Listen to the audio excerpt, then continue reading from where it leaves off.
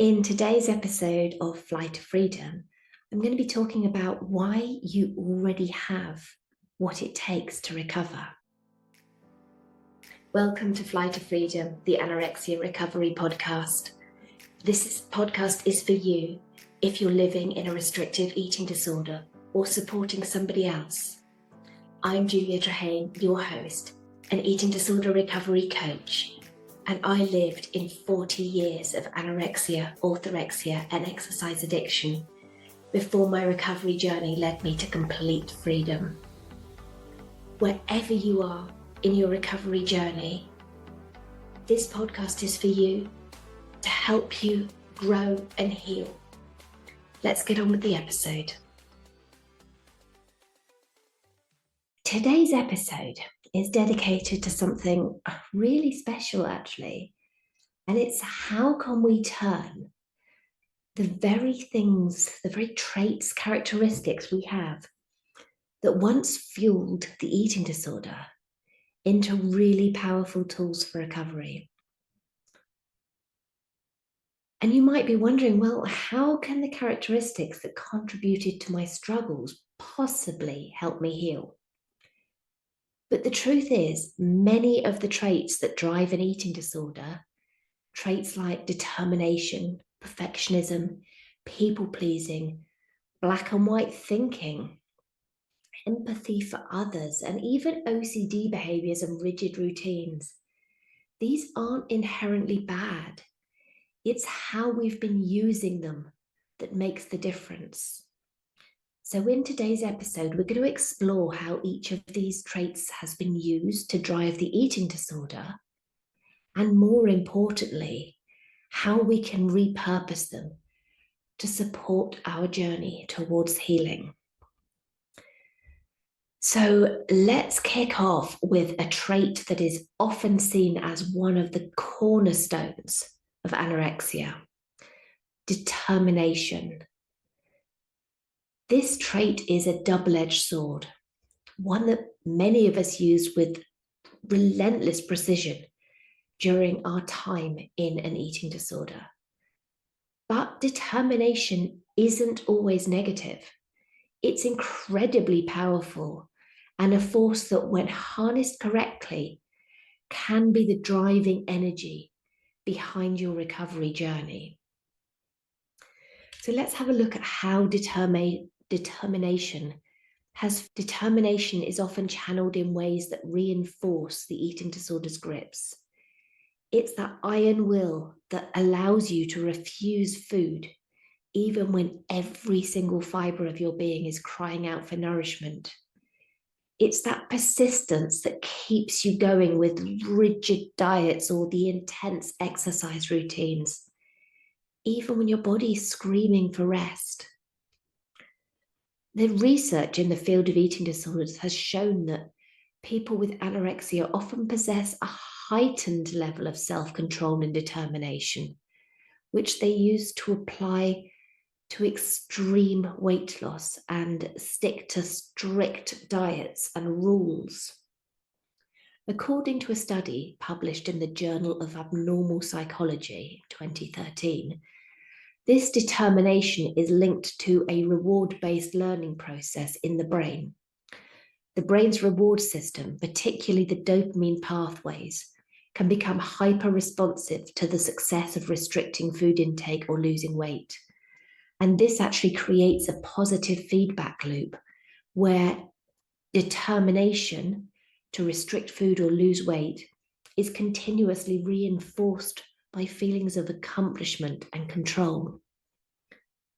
Another study published in the International Journal of Eating Disorders in 2015 shows that the same cognitive processes involved in goal-directed behaviors, such as planning and executing a diet, are amplified in people with anorexia. This means that the very brain regions that help us to achieve our goals, such as the prefrontal cortex, which is involved in decision-making and impulse control, are highly active when one is engaging in disordered eating behavior.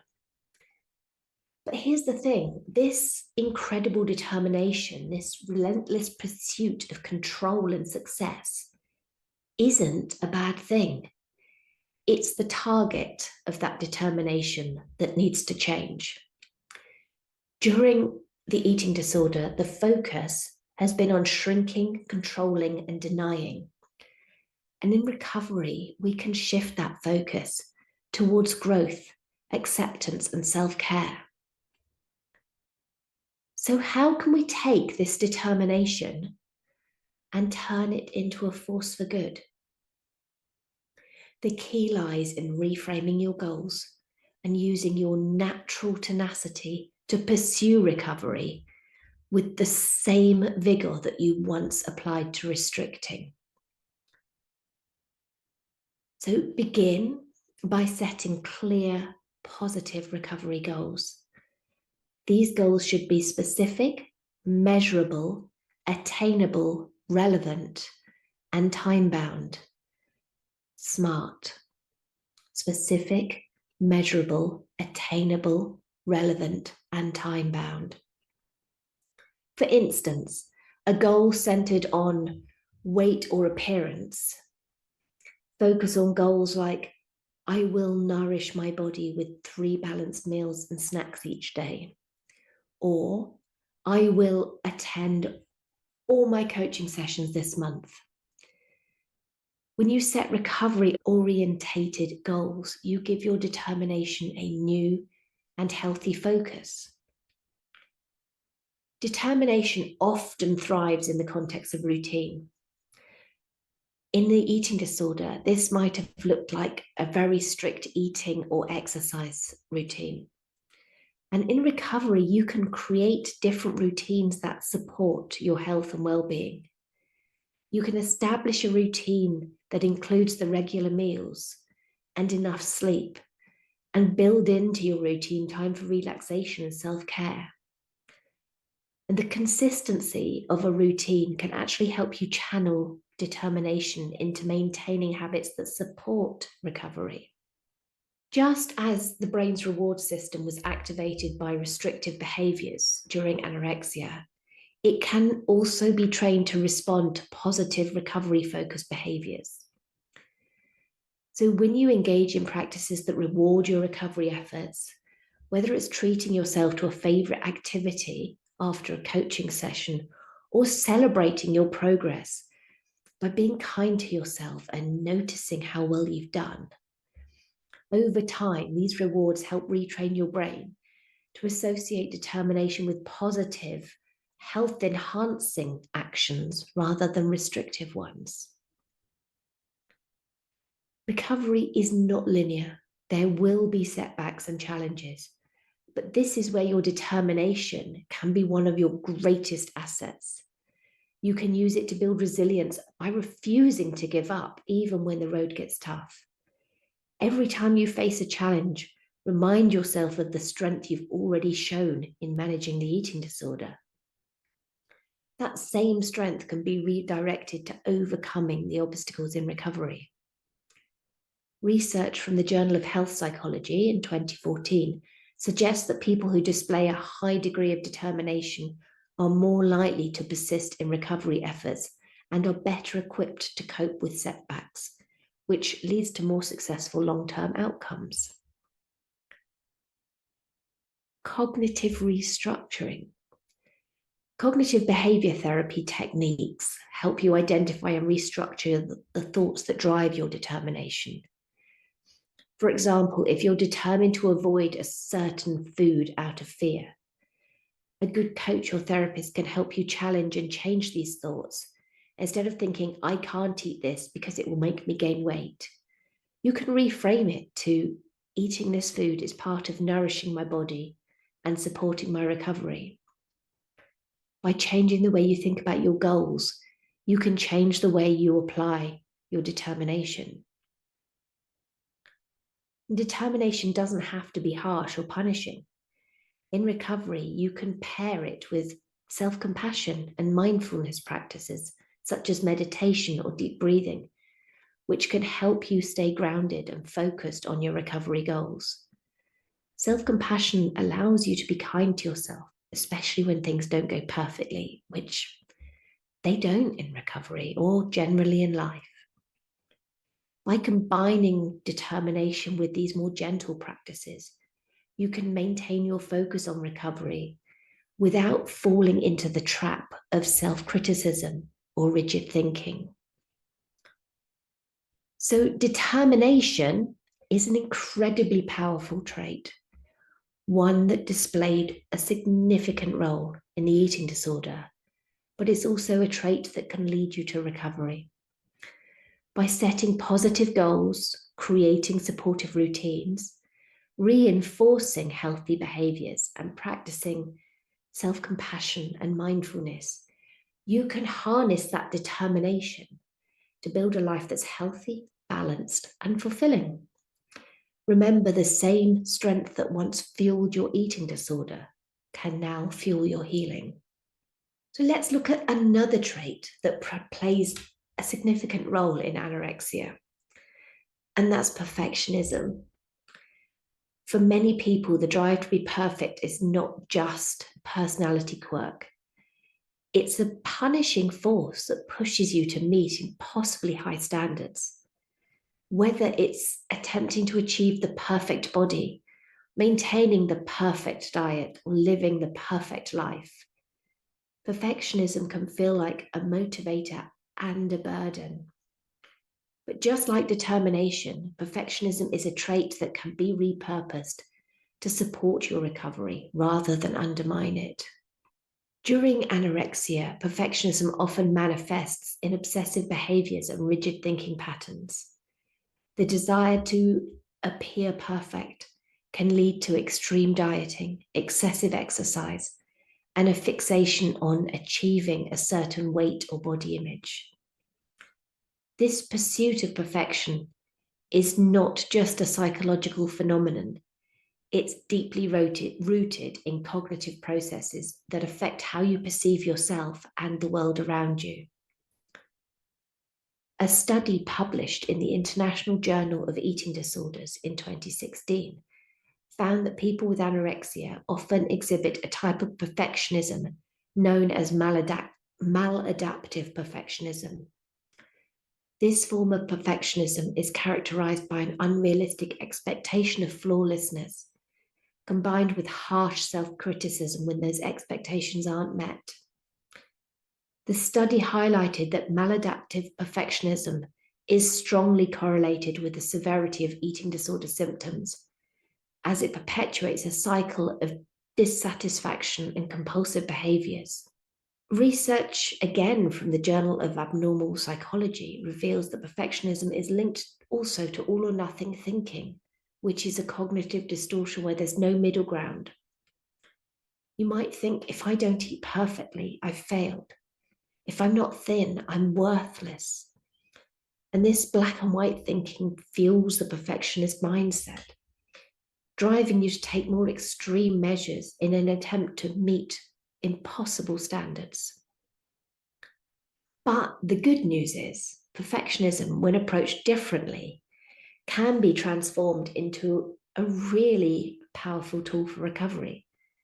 It's not about getting rid of perfectionism, but about redirecting it in a way that supports you. So, how do we reframe perfectionism for recovery? The first step in repurposing perfectionism is to adjust your expectations. Instead of striving for an unattainable ideal, set realistic and compassionate goals for yourself. In recovery, this might mean aiming for progress, not perfection. Instead of trying to eat perfectly, focus on eating a balanced diet that includes a variety of foods, including facing fear foods. Understanding that recovery is a process and it's okay to have setbacks. What matters is that the overall trend towards recovery is going up. Embracing flexibility. Perfectionism often comes with rigidity, where anything less than perfect feels unacceptable. But in recovery, we need to introduce flexibility into thinking and behavior. For example, if you miss a meal or eat something that wasn't on your plan, you can be compassionate to yourself instead of critical. Remind yourself that it's okay to deviate from the plan and that flexibility is a part of life.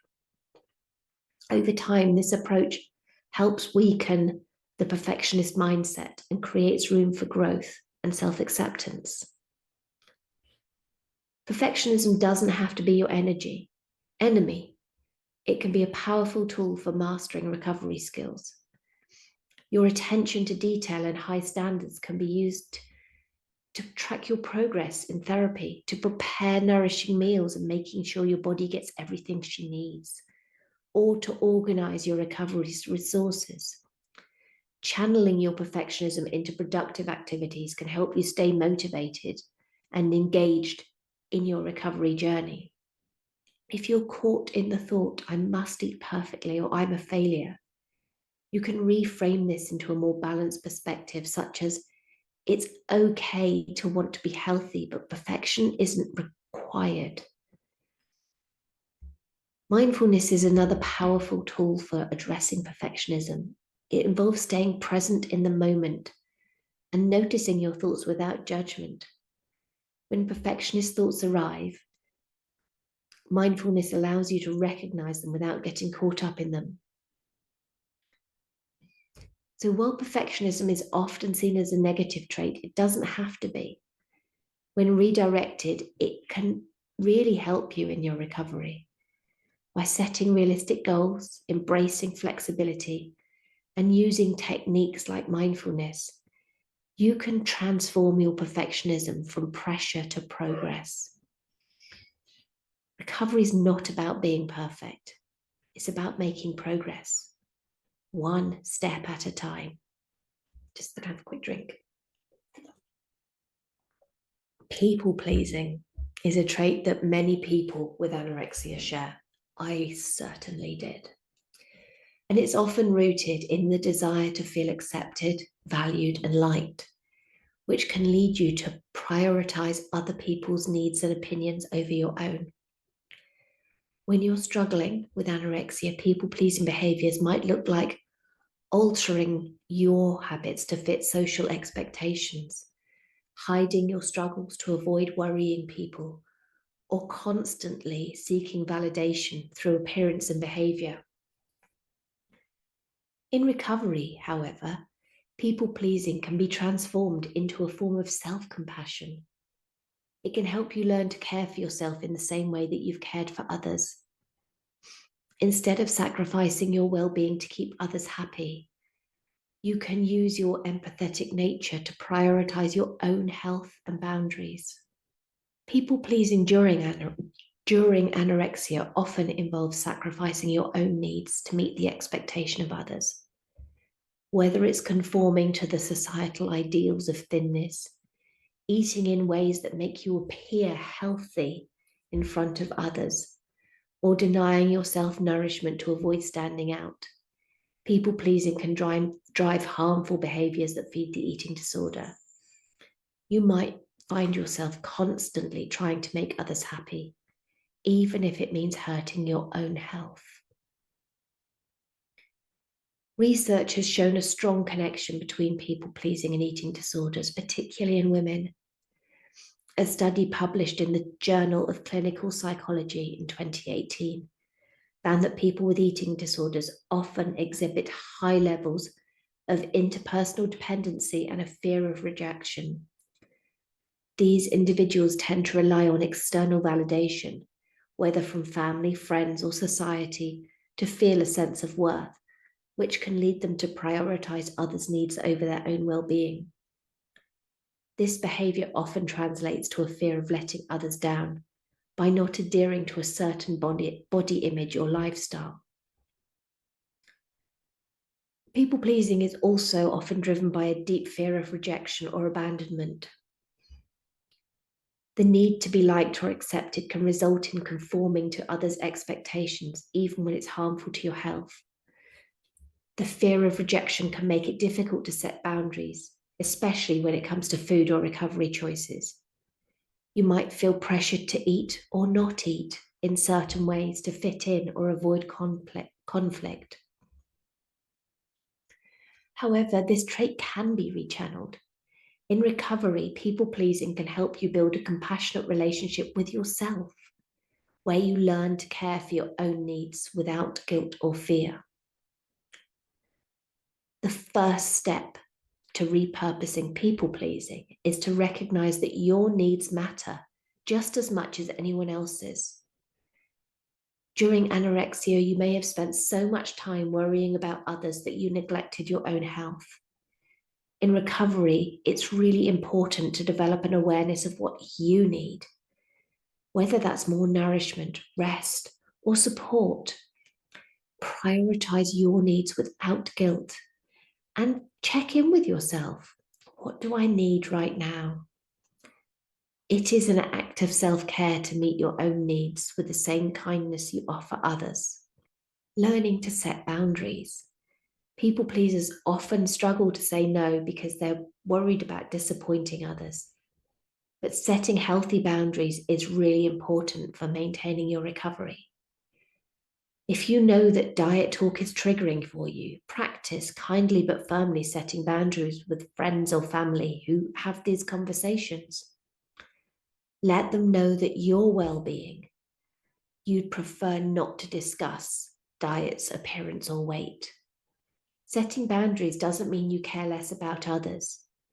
It means you care enough about yourself to protect your mental health. Practicing self-compassion. People-pleasing is often driven by a really harsh inner critic that tells you you're not good enough unless you meet others' expectations. In recovery, self-compassion can help soften that inner voice. Instead of criticizing yourself for not meeting these impossible standards, practice speaking to yourself the way you would speak to someone else, a close friend. For example, if you struggle with guilt for not eating perfectly, remind yourself that everyone deserves nourishment, including you. Self-compassion helps you recognize that your worth is not tied to pleasing others, but to caring for yourself. Focusing on authentic relationships. Part of recovering from people-pleasing is building authentic connections with others based on mutual respect and care, not on constantly meeting their needs at the expense of your own. Focus on friendships that support your health and well-being. Surround yourself with people who encourage your recovery and respect your boundaries. These are the relationships that will sustain you rather than drain you. Let go of the need to please everyone and focus on the people who uplift and support you. Channeling empathy toward yourself. People pleasers are often deeply empathetic and in tune with others' emotions. In recovery, you can use this empathy to nurture yourself. When you're feeling overwhelmed or vulnerable, practice tuning into your own emotions and responding to them with care. Ask yourself, what would I say to a friend who's feeling this way? And then offer yourself that same comfort and support. By turning your empathy inward, you create space for healing and self-compassion. People-pleasing is a trait that can feel overwhelming, but it doesn't have to be a barrier to recovery. By learning to recognize your own needs, setting healthy boundaries, and practicing self-compassion, you can change people-pleasing from self-sacrifice into a powerful tool for self-care. You deserve the same kindness and empathy that you offer to others. Black and white thinking. This is a trait that many people with anorexia are all too familiar with, also known as all or nothing thinking. This cognitive distortion simplifies the complexities of life into extreme categories: success or failure, good or bad, perfect or unacceptable. Black and white thinking often drives rigid behaviors and strict rules about food, exercise, and body image. Black and white thinking can be really harmful in an eating disorder because it leads to perfectionism, rigid routines, and an inability to accept anything less than ideal. This mindset can be reframed, however, to support recovery, helping you shift from rigidity to flexibility and find balance in your approach to food, body, and your life. So, how does the black and white thinking fuel the eating disorder? It's actually hallmark thinking in eating disorder. It manifests as strict rules and beliefs about what is good or bad, leaving no room for flexibility or balance. You might believe that eating one bad item, like something high in calories, means that you've ruined your whole day, which can trigger feelings of guilt, shame, or even compensatory behaviors like further restriction or over-exercising. You might feel like missing a workout is failure, leading to anxiety and a further unhealthy coping mechanisms, and even labeling the foods good or bad is black and white thinking. All foods are okay. Psychologically, black and white thinking is driven by cognitive distortions, which are deeply ingrained mental filters that shape how we perceive the world. There is research published in Behavior Research and Therapy that says people with eating disorders often exhibit these distortions more intensely, viewing their actions and body image in extreme terms. This kind of thinking leads to rigid behaviors and an inability to see the bigger picture, such as how nourishing your body is a long-term process rather than a series of perfect or failed moments.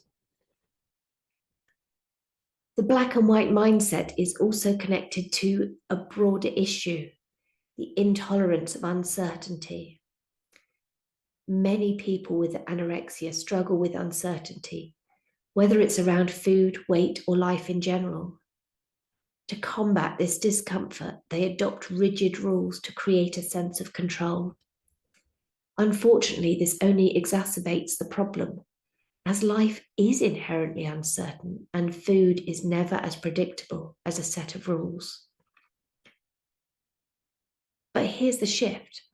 Black and white thinking can be redirected. Recovery is all about embracing the grey area, the space between extremes. By doing so, you can create a more flexible and compassionate approach to food, your body, and your life as a whole. So, how do we reframe black and white thinking for recovery? The first step is to challenge your extreme thoughts. When you catch yourself thinking in all or nothing terms, ask yourself, is there any evidence for this thought? For example, if you find yourself thinking, I ate a cookie so my whole day is ruined, take a step back. Is that really true? One cookie doesn't define your entire day. Challenging these thoughts helps break the cycle of extreme thinking. Cognitive behavioral therapy is actually very effective in this area. It encourages you to identify and reframe the cognitive distortions. This might look like writing down your extreme thoughts and coming up with more balanced and flexible alternatives. Over time, this process helps retrain your brain to think in more realistic terms. Black and white thinking thrives on rigidity, but recovery requires flexibility. Start by introducing flexibility into small aspects of your life. For example, if you're used to following a strict meal plan, try allowing for some variation. Eat something outside of your usual comfort zone. The goal is to loosen the grip of rigid rules and practice making choices based on how you feel in the moment, rather than adhering to a strict plan. People that learn to embrace flexibility, whether in their approach to food, exercise, or life, experience more sustainable recovery outcomes, because flexibility allows you to adapt to the complexities of real life rather than clinging to the rules that only increase anxiety. Focus on progress, not perfection.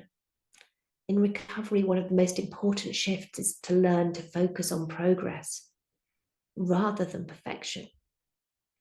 Black and white thinking tells you if you're not perfect, you're a failure. But recovery isn't about doing everything perfectly. It's about making progress, however big or small. Remind yourself that setbacks are a natural part of the process, and they don't wipe out the progress you've made. Learning to tolerate uncertainty. Black and white thinking often stems from a fear of uncertainty. So learning to tolerate uncertainty is the key to breaking free from this mindset. This might mean accepting that not every meal will be perfectly planned, when your body may fluctuate in ways that feel uncomfortable. But life, like recovery, is unpredictable. So learning to sit with that discomfort and uncertainty without resorting to following those old rigid rules can be really incredibly liberating. Finally, transitioning from black and white thinking to a growth mindset is transformative. A growth mindset focuses on learning from challenges rather than fearing failure. When setbacks occur, rather than seeing them as proof of a failure, they are opportunities to learn and grow. For example, if something's gone wrong or you've had a triggering day, ask yourself, what can I learn from this experience? What can I take forward to help me? And this shift in perspective encourages resilience and helps you stay focused on long-term recovery. So while black and white thinking can feel like a safety net in a world that feels unpredictable often, in reality, it only limits your ability to fully recover and enjoy life. By challenging extreme thoughts and embracing flexibility and focusing on progress rather than perfection, you can transform black and white thinking into a more balanced and compassionate approach. Recovery is not about doing everything perfectly. It's about learning to navigate the grey areas with kindness and patience. Many people with anorexia are deeply empathetic and compassionate towards others, and you might feel a strong sense of responsibility to care for your friends and family, offering support, listening to their problems, and putting their needs before your own. This empathy and compassion are beautiful traits, but in the context of an eating disorder, they can be used in ways that lead to self-neglect. You may be so focused on taking care of others that you forget to extend that same kindness to yourself. In recovery, one of the most transformative shifts is learning to turn that empathy and compassion inwards. By doing so, you can give yourself the same love and care you've always offered to others. Self-compassion is a cornerstone of healing and allows you to build a beautiful, caring relationship with yourself. So how empathy and compassion for others has fueled the eating disorder. During the eating disorder, your empathy and compassion for others can sometimes drive behaviors that harm your own health. You may have found yourself taking care of everyone else, ignoring your own needs until you are exhausted, or even using food as a way to control or suppress emotions in an effort to be strong for others. People with eating disorders often have a heightened sense of responsibility towards others, which leads to self-sacrifice and neglect of personal needs. This self-sacrifice can manifest in various ways, whether it's skipping meals so that you can stay productive and helpful, or suppressing your emotions to avoid being a burden to others. You may have felt taking care of yourself was selfish and less important than being there for others around you. The fear of being a burden or causing distress to others is deeply tied to the eating disorder. By maintaining the facade of control and perfection, often through restrictive eating and over-exercise, You may have felt like you were protecting others from your internal struggles. The issue, however, is that this external control is masking deep emotional pain. And in the long run, ignoring your own needs has only fueled the cycle of the eating disorder. So, whilst your empathy for others is a truly beautiful trait, recovery invites you to shift that empathy inward. It asks you to recognize that your needs, emotions, and well being are just as important as those of the people you care about. So, how can we reframe it? We start by practicing self compassion. The first step in turning empathy inward is to practice self compassion, which is all about treating yourself with the same kindness and understanding that you so readily offer to others. Instead of criticizing yourself for struggling or not meeting certain standards, self compassion allows you to acknowledge your pain and respond to it with care. There is a great resource on this topic, which is the work of Dr. Kristin Neff. She's a pioneer in self-compassion research. She shows that practicing self-compassion can reduce anxiety and depression, improve emotional resilience, and promote a healthier relationship with yourself during recovery. She actually has a great book, which is called Self-Compassion by Dr. Kristin Neff. I'll put the links in the show note for that. It's a fantastic book to get, really helpful. When practicing self-compassion, start by recognizing your own suffering. This is hard for me. Then remind yourself that suffering is part of the human experience and it's okay to feel this way. And then finally, offer yourself kindness. I'm doing the best I can and I deserve care. This practice often softens the harsh inner critic that accompanies an eating disorder, allowing you to approach recovery from a place of understanding and patience, creating boundaries around helping others.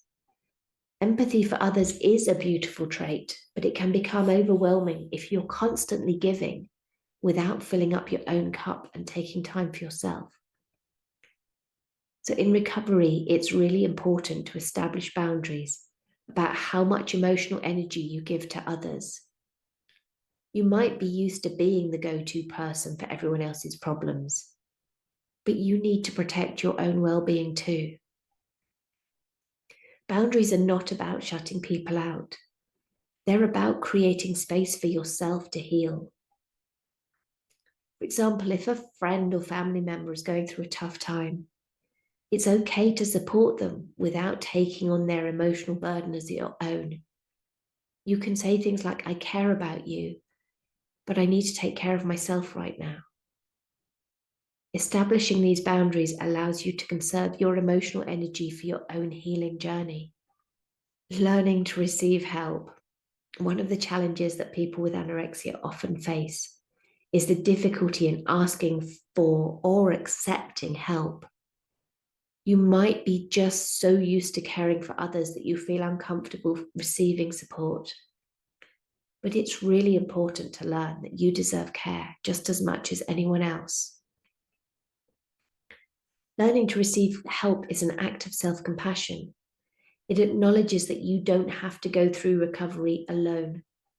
Whether it's having a coach, a therapist, or other forms of support, receiving help is a way of helping yourself.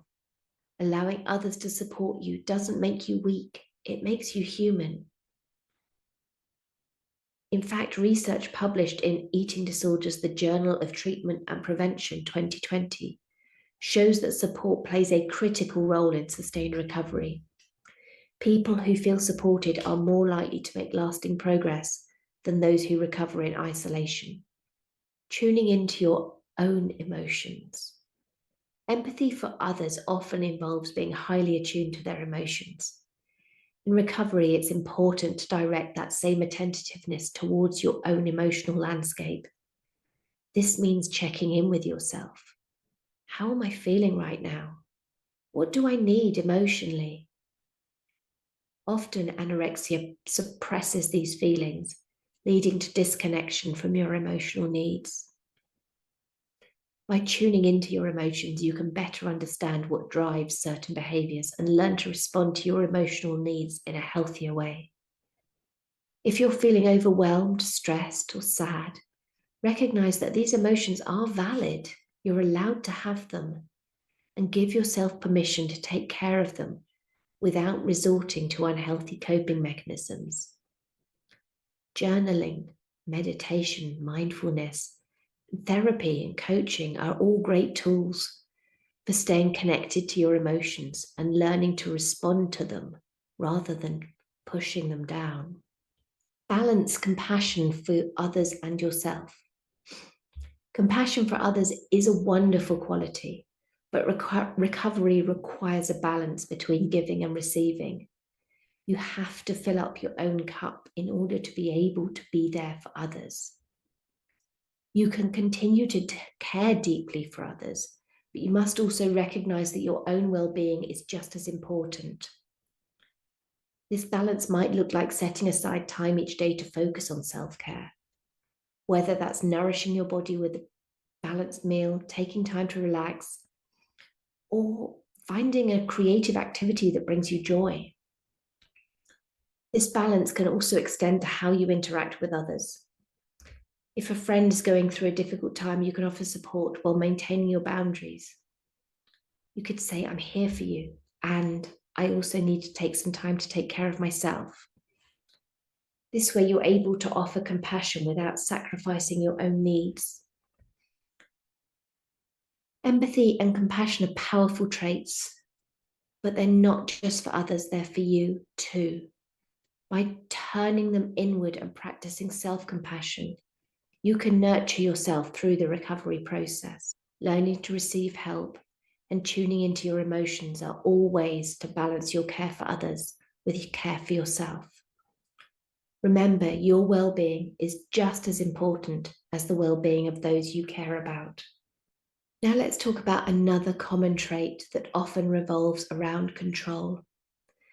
OCD behavior. People with anorexia often develop obsessive compulsive tendencies, such as strict rituals around food, exercise, and daily life, as a way to create a sense of order and control. These routines can be comforting in the short term, providing a sense of security in an unpredictable world, but over time they become restrictive and harmful. In recovery, however, the disciplined, structured part of these behaviors can be repurposed. Rather than being about restriction and control, they can be transformed into supportive, balanced structures that help you maintain a healthy lifestyle. The goal is to shift from rigidity to flexibility, while still using the strengths of discipline and organization to support your recovery. During an eating disorder, rigid routines and OCD-like behavior often serve as a way to manage anxiety and uncertainty. There may be strict rituals around eating, such as eating at certain times or in specific ways, or consuming only safe foods. Exercise routines may become similarly rigid, with intense rules about how much and when you could exercise, regardless of how your body felt. I also actually had to have volume on an odd number or a multiple of 5. Otherwise, things felt unsafe. And these behaviors are closely tied to the need for control. There's a relationship between obsessive compulsive tendencies and eating disorders.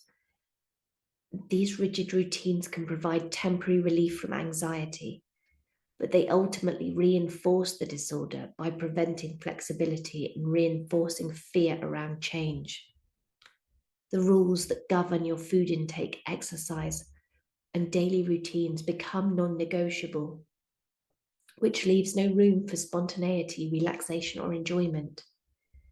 The obsessive nature of these routines leads to isolation, as they can dominate your daily life and prevent meaningful social interactions. People with anorexia often have heightened anxiety around uncertainty and unpredictability. And these rigid routines can serve as a coping mechanism, providing a predictable framework in a world that feels chaotic. This sense of control and safety comes at a high cost because it fuels the disorder and limits your ability to live a full and flexible life. The positive aspect of these behaviors is the inherent discipline and attention to detail they represent. These strengths can be repurposed in recovery to create healthy, sustainable routines. One of the first ways to reframe rigid routines in recovery is by turning them into supportive structures. Rather than using routines to restrict or control, use them to provide balance and stability. For instance, instead of adhering to a strict meal plan that focuses on restriction, create a balanced meal plan that ensures you're getting the nutrition your body needs. This might well involve working with a therapist or a coach to help you design a plan that feels structured but flexible. A study in the International Journal of Eating Disorders 2021 emphasizes the importance of structured yet flexible routines in recovery. The routines can provide a sense of security and reduce anxiety, but they leave room for variation, spontaneity, and growth. A recovery-focused eating plan might include regular meals and snacks at set intervals, but it also allows for flexibility in food choices and quantities so that you're not trapped in rigid patterns that fuel the eating disorder. You can focus on consistency and not perfection. It's essential in recovery to shift the focus from rigid perfection to consistency. The discipline which may have driven the disordered behaviors can be used to be consistent, to make choices that support your well-being.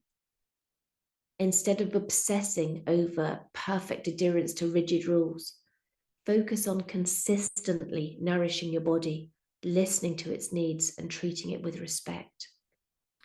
The shift from perfection to consistency is supported by research in Psychiatry Research 2019, which highlights that people who develop a more flexible, consistent routine in recovery, such as regular meal times and adequate sleep, are more likely to maintain recovery long term. The key is to find balance, where the structure supports your health rather than restricts your life.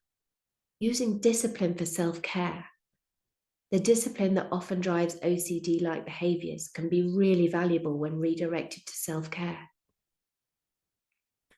Recovery is a long and sometimes challenging process, and having the discipline to stick with it, to show up for yourself, eat regular meals, and practice self-compassion can make a huge difference.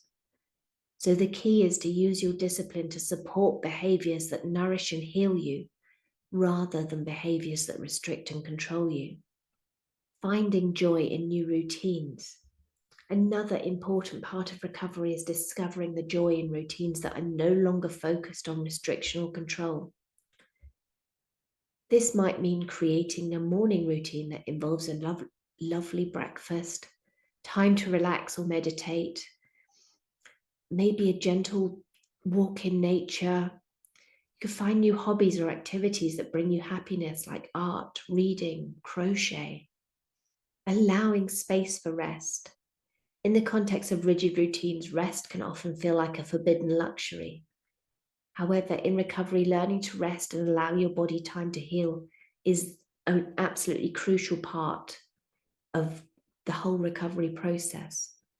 Whether it's physical rest from over-exercising or mental rest from obsessive thoughts, giving yourself permission to pause is essential. As we've explored today, these traits that have fueled the eating disorder, determination, perfectionism, people-pleasing, black and white thinking, empathy, and OCD, they aren't inherently negative. They're powerful qualities that, when redirected, can become real assets in your recovery journey. It's all about how you use them. Recovery isn't about becoming someone entirely different. It's about taking the best parts of who you are and using them to build a life that's healthy, balanced, and fulfilling. You already have the strength, the discipline, the empathy, and the determination to heal. By using these traits and repurposing them for recovery, you can create a life that leads not just to survival, but to thriving. Thank you so much for joining me on the podcast today. I hope you found this episode helpful and that it inspires you to see your strengths in a new light. Remember, you're not alone in this. There is support, and I'm here for you every step of the way. Until next time, take care of yourself, be kind to yourself, and keep moving forwards. You're worth it. Lots of love.